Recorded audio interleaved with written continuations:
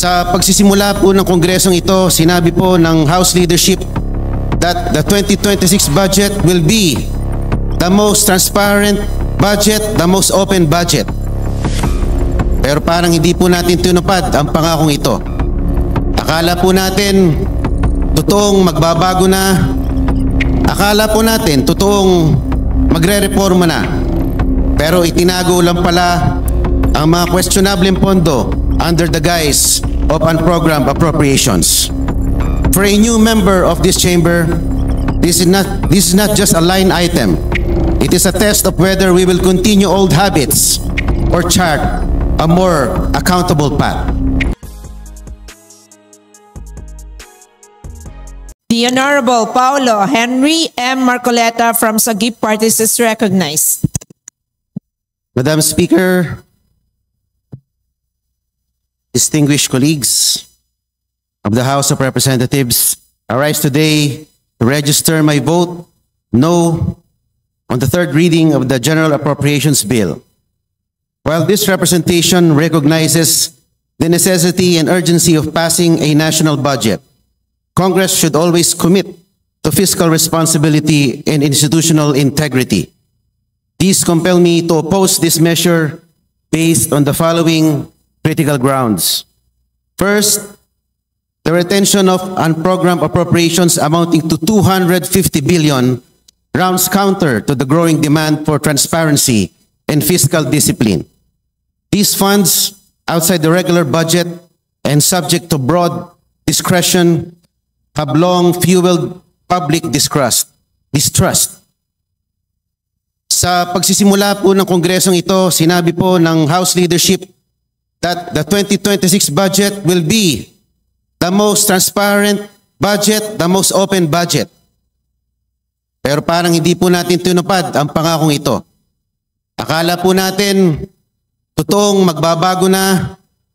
Akala po natin totoong magre-reforma na. Pero itinago lang pala ang mga questionable pondo under the guise of unprogrammed appropriations. For a new member of this chamber, this is not just a line item. It is a test of whether we will continue old habits or chart a more accountable path. Second, the reduction of the Office of the Vice President's budget to 733.2 million, reverting to its 2025 level, disregards the real and tangible work done on the ground. As someone taking my first stand on the national budget, I believe that public service should be funded based on impact, not politics. To ignore performance because of political alignments weakens institutions that we should be strengthening. Third, the huge allocation of 1.4 billion to the Presidential Communications Office for ASEAN to 2026 reflects misplaced priorities. While hosting international events has its place, it should not eclipse the basic needs of our citizens. As a new legislator, I am expected to help build a future budget culture that puts substance over show. At bilang panghuli, the budget process continues with marginalization of regular appropriations committee members. Madam Speaker, may I request for a 1-minute extension? You may proceed. Ako po ay miyembro ng Appropriations Committee. 134 po kami na miyembro nito. Ngunit hindi ko po naramdaman masyado ang aking partisipasyon sa committee na yon. Dahil mangilan-ngilan lamang ang may kapangyarihan na mag-approve o mag-deny ng mga amendments. Halos 14 lang sila na miyembro ng Budget Amendments Review Subcommittee o yung BARC. Sila lamang ang nakapangyayari at nasusunod sa budget amendments. The creation of the subcommittee effectively concentrated power to approve or deny amendments to a few members, marginalizing the broader membership of the committee, and how much more, the public that was promised transparency over the process. The reasonable addition of funding for relevant programs were not given credence, and yet glaringly unexplained items were accommodated in the proposed budget. Parang napagod lang si Kong Eli Fernando at si Kong Tino sa mga budget debates pero wala rin nangyari sa kanilang manghahe. This undermines the collegiality that should be a guidepost for the committee and stifles the value of the open democratic debate over the allocation of public funds. I'm winding up, Madam. Let the record reflect that my opposition is a stand for fiscal responsibility, transparency, and the fundamental integrity of our legislative process. For these reasons, a deficit in procedural transparency, the proliferation of ambiguous and program funds, and the effective marginalization of regular legislators in the deliberative process, I vote no on the General Appropriations Bill. Thank you, Madam Speaker. Majority Leader. M. Co. from Party List Kabataan. The Honorable Rene Luis M. Co. from Kabataan Party List is recognized. Thank you, Madam Speaker.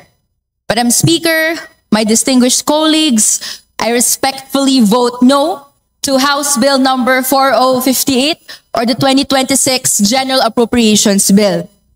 We are at a crossroads, my distinguished colleagues.